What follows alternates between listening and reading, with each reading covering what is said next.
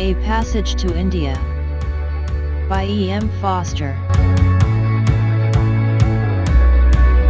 Summary: E.M. Forster's A Passage to India concerns the relations between the English and the native population of India during the colonial period in which Britain ruled India. The novel takes place primarily in Chandra, a city along the Ganges River notable only for the nearby Marabar Caves. The main character of the novel is Dr. Aziz, a Muslim doctor in Chandrapur and widower. After he is summoned to the civil surgeon's home only to be promptly ignored, Aziz visits a local Islamic temple where he meets Mrs. Moore, an elderly British woman visiting her son, Mr. Heaslop, who is the city magistrate. Although Aziz reprimands her for not taking her shoes off in the temple before realizing she has in fact observed this rule, the two soon find that they have much in common and he escorts her back to the club. Back at the club, Mrs. Moore meets her companion, Adela Quested, who will likely marry her son. Adela complains that they have seen nothing of India, but rather English customs replicated abroad. Although a few persons make racist statements about Indians, Mr. Turton, the collector, proposes having a bridge party, to bridge the gulf between East and West. When Mrs. Moore tells her son, Rani, about Aziz, he reprimands her for associating with an Indian. When Mr. Turton issues the invitations to the bridge party, the invitees suspect that this is a political move, for the collector would not behave so cordially without a motive, but accept the invitations despite the suspicion. For Adela and Mrs. Moore, the bridge party is a failure, for only a select few of the English guests behave well toward the Indians. Among these is Mr. Fielding, the schoolmaster at the government college, who suggests that Adela meet Aziz. Mrs. Moore scolds her son for being impolite to the Indians, but Rani Heaslop feels that he is not in India to be kind, for there are more important things to do. This offends her sense of Christian charity. Aziz accepts Fielding's invitation to tea with Adela, Mrs. Moore, and Professor Narayan Godbole. During tea they discuss the Marabar Caves, while Fielding takes Mrs. Moore to see the college. Rani arrives to find Adela alone with Aziz and Godbole, and later chastises Fielding for leaving an English woman alone with two Indians. However, he reminds Rani that Adela is capable of making her own decisions. Aziz plans a picnic at the Marabar Caves for Miss Quested and Mrs. Moore. Adela tells Rani that she will not marry him, but he nevertheless suggests that they take a car trip to see Chandrapur.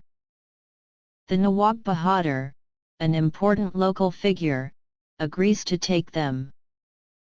During the trip, the car swerves into a tree and Miss Derrick, an Englishwoman passing by at the time, agrees to take them back to town. However, she snubs the Nawab Bahadur and his chauffeur. Adela speaks to Rani, and tells him that she was foolish to say that they should not be married. Both Aziz and Godbole fall sick after the party at Mr. Fielding's home, so Fielding visits Aziz and they discuss the state of politics in India. Aziz shows Fielding a picture of his wife, a significant event considering his Islamic background and an important demonstration of their friendship. Aziz plans the expedition to the Marabar Caves, considering every minute detail because he does not wish to offend the English ladies. During the day when they are to embark, Mohammed Latif, a friend of Aziz, bribes Adela's servant Antony, not to go on the expedition, for he serves as a spy for Rani Heaslop. Although Aziz, Adela, and Mrs. Moore arrive to the train station on time, Fielding and Godboll miss the train because of Godboll's morning prayers. Adela and Aziz discuss her marriage, and she fears she will become a narrow-minded Anglo-Indian such as the other wives of British officials. When they reach the caves, a distinct echo in one of them frightens Mrs. Moore, who decides she must leave immediately. The echo terrifies her, for it gives her the sense that the universe is chaotic and has no order. Aziz and Adela continue to explore the caves, and Adela realizes that she does not love Rani. However, she does not think that this is reason enough to break off her engagement. Adela leaves Aziz, who goes into a cave to smoke, but when he exits he finds their guide alone and asleep. Aziz searches for Adela, but only finds her broken field glasses. Finally he finds Fielding, who arrived at the cave in Miss Derek's care, but he does not know where Adela is. When the group returns to Chandrapur, Aziz is arrested for assaulting Adela. Fielding speaks to the collector about the charge, and claims that Adela is mad and Aziz must be innocent. The collector feels that this is inevitable, for disaster always occurs when the English and Indians interact socially.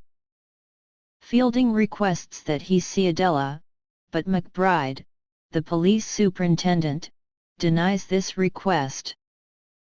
Fielding acts as Aziz's advocate, explaining such things as why Aziz would have the field glasses. Aziz hires as his lawyer Armitro, a Hindu who is notoriously anti-British. Godboll leaves Chandrapur to start a high school in central India. The Anglo-Indians rally to Miss Quested's defence and call a meeting to discuss the trial. Fielding attends, and makes the mistake of actually referring to her by name. The collector advises all to behave cautiously.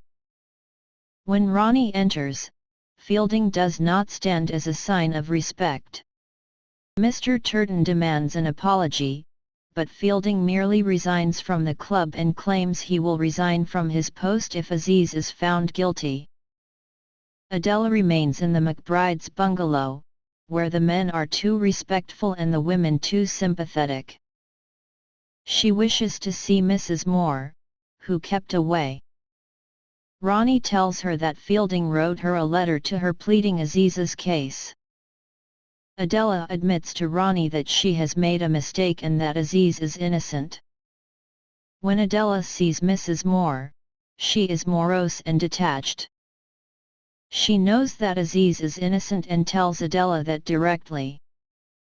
Mrs. Moore wishes to leave India, and Rani agrees, for she is doing no one any good by remaining. Lady Mellanby, the wife of the Lieutenant Governor, secures Mrs. Moore quick passage out of India. During the trial, the Indians in the crowd jeer Adela for her appearance, and Mahmood Ali, one of Aziz's lawyers, claims that Mrs. Moore was sent away because she would clear Aziz's name. When McBride asks Adela whether Aziz followed her, she admits that she made a mistake. Major Calendar attempts to stop the proceedings on medical grounds, but Mr. Das, the judge, releases Aziz. After the trial, Adela leaves the courtroom alone as a riot foments. Fielding finds her and escorts her to the college where she will be safe. Disaster is averted only when Dr. Pannalal, who was to testify for the prosecution, publicly apologizes to Aziz and secures the release of Nuruddin, a prisoner rumored to have been tortured by the English. At the college, Fielding asks Adela why she would make her charge, but she cannot give a definite answer. He suggests that she was either assaulted by the guide or had a hallucination. Adela seems to believe that she had a hallucination, for she thinks she had a hallucination of a marriage proposal when there was none. Fielding warns her that Aziz is very bitter. Rani arrives and tells them that his mother died at sea. After a victory banquet for Aziz, he and Fielding discuss his future plans. Fielding implores Aziz not to sue Adela, for it will show him to be a gentleman, but Aziz claims that he is fully anti-British now. Fielding reminds Aziz what a momentous sacrifice Adela made, for now she does not have the support nor friendship of the other English officials. Fielding tells Aziz that Mrs. Moore is dead, but he does not believe him. The death of Mrs. Moore leads to suspicion that Rani had her killed for trying to defend Aziz. Although there was no wrongdoing in the situation, Rani nevertheless feels guilty for treating his mother so poorly. Adela decides to leave India and not marry Rani. Fielding gains new respect for Adela for her humility and loyalty as he attempts to persuade Aziz not to take action against Adela. Adela leaves India and vows to visit Mrs. Moore's other children, and Rani's step-siblings, Stella and Ralph. Aziz hears rumors and begins to suspect that Fielding had an affair with Adela. He believes these rumors out of his cynicism concerning human nature. Because of this suspicion, the friendship between Aziz and Fielding begins to cool, even after Fielding denies the affair to Aziz.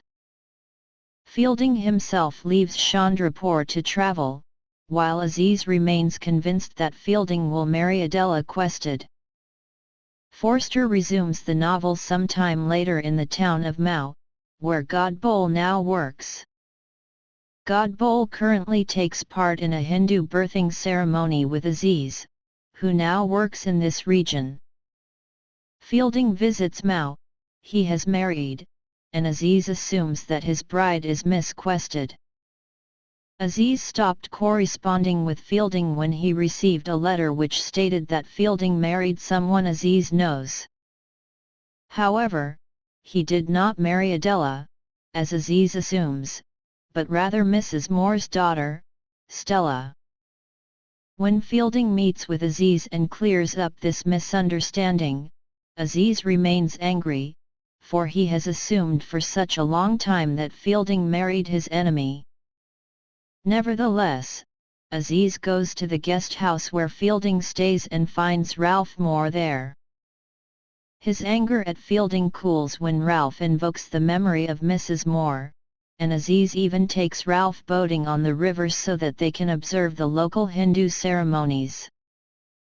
Their boat, however, crashes into one carrying Fielding and Stella. After this comical event, the ill will between Aziz and Fielding fully dissipates. However, they realize that because of their different cultures they cannot remain friends and part from one another cordially.